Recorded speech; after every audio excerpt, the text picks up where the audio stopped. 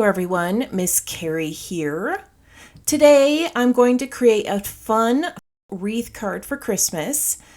I'll be working with a few new collections from Trinity Stamps, including the Simply Sentimental Holiday Collection, which comes with the word holiday in various fonts and smaller typeset sentiments.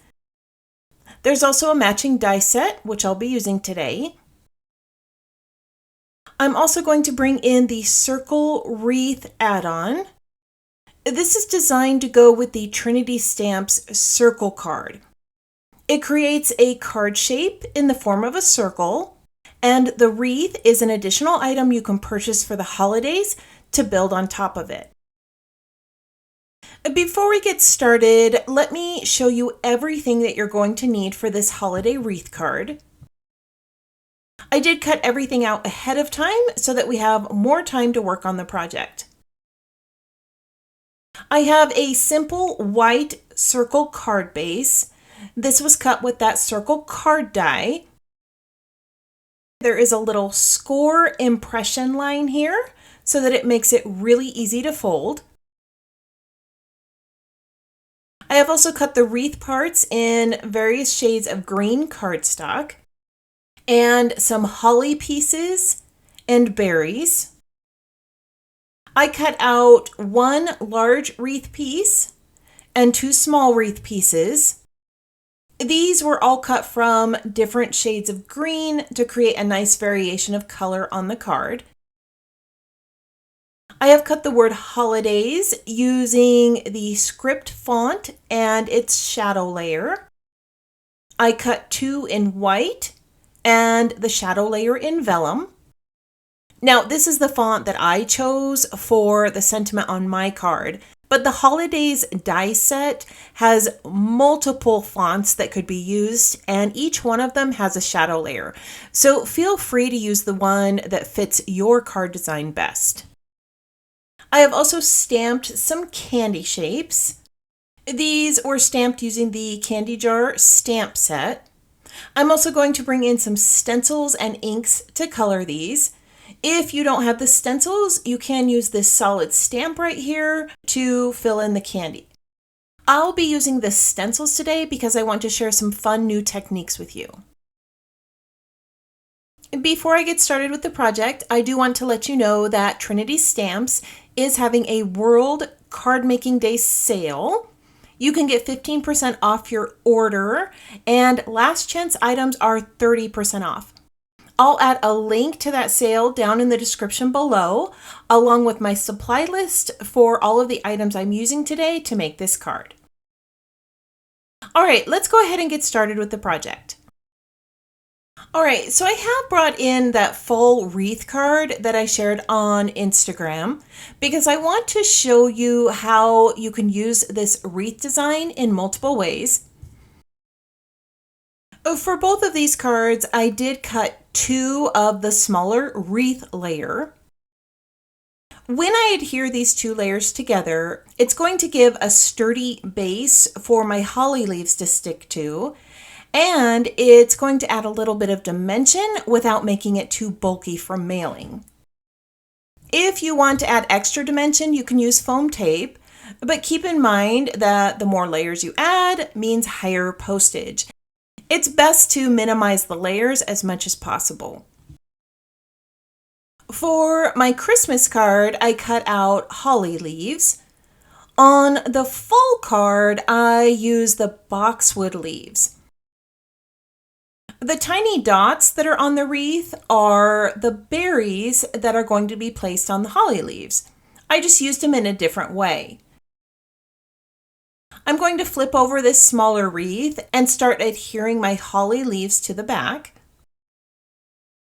I'm just going to add a little bit of glue to the tip, and then I'm going to place them right along the edge here.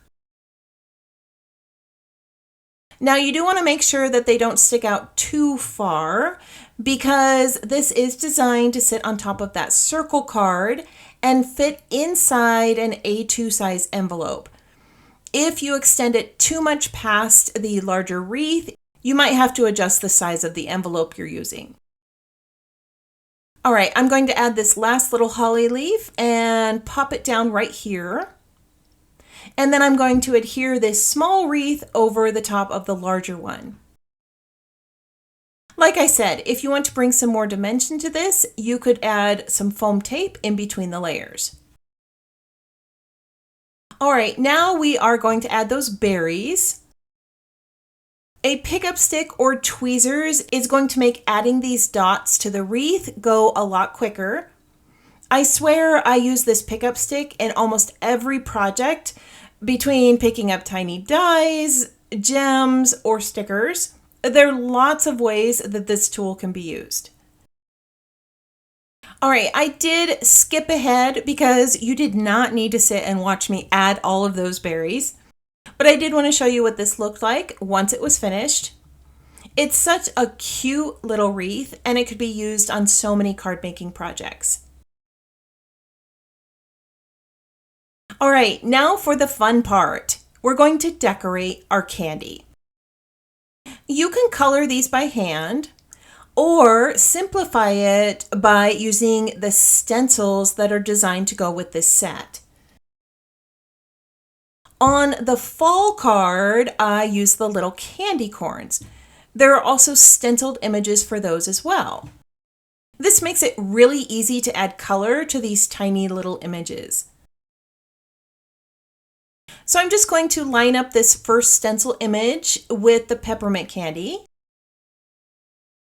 I'm going to bring in the Bamboo Leaves Memento ink, which is a bright green, and I'm just going to fill in these spaces.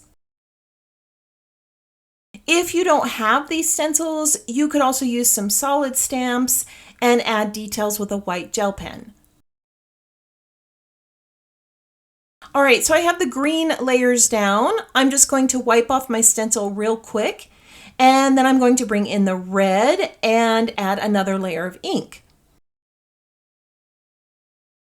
Now I'm going to color my peppermint candies white, red, and green. So I'm not going to use that third stencil. I would love to know how you are going to color your little candies. Are you going to make them simple red and green, or are you going to add some other colors to it as well? All right, so I have finished coloring in all of my little candies. I'm going to grab the matching die and cut these out, and then we're going to move on to assembling the card. Off camera, I stamped the word happy in the center of that card base. I did add a little bit of blue ink in the background just to help it pop. I'm going to go ahead and glue my wreath down in the center. And then I'm going to bring in those little candy pieces and glue them around that wreath. I am just adhering these down with a little bit of glue. If you want to add dimension, you could add some foam tape behind each one of these. On my fall card, I added a little bow to the wreath. Originally, I wasn't planning on adding a bow to this, but now I think it needs it.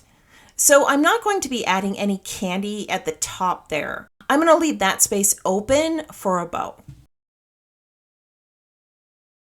Let's finish up our sentiment. I'm going to add a tiny dab of glue on the back, and then I'll use the tweezers to help me get these in place. Take your time when you're laying this down. It does take a moment to get it centered, but once it's in place, it creates such a lovely sentiment. Now, I am one who likes to create a little dimension with my sentiments, so I did cut a second layer. I'm just going to repeat the process and adhere this second layer in place. All right, now all we have to do is adhere this to the center of the wreath, and now we have a completed card.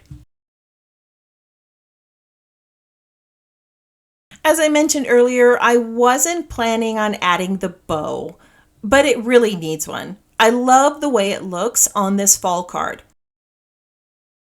So I have just cut out the same pieces from white cardstock and vellum. I'm just going to adhere these two layers together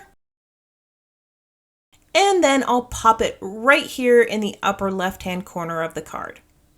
I think this finishes it off perfectly. For a little extra magic, I did add some white gel pen dots, just like I did on the fall card. This adds a little bit of sparkle and highlights.